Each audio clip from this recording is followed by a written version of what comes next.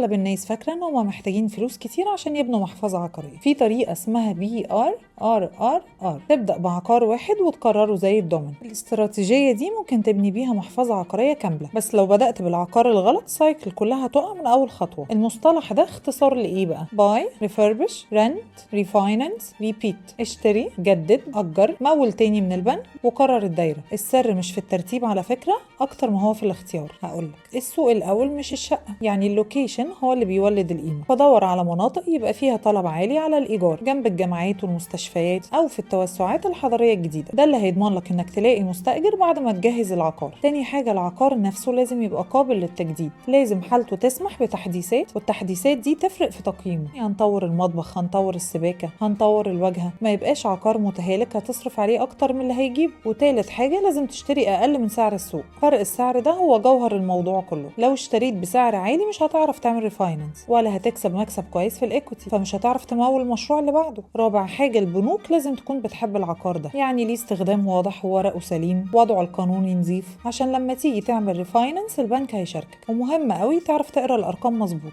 الROI، الIRR، والROE. ده اللي هيخليك تفرق بين مشروع بيكسب ومشروع هيخليك تصرف عليه. انا عملت فيديوهات عن المصطلحات دي قبل كده، لازم تشوف. لو انت نفسك في محفظه دخل عقاري ما تستناش تبقى ملياردير، ابدا بعقار واحد واعرف ان عقليه المليونير هي اللي بتعمل مليون.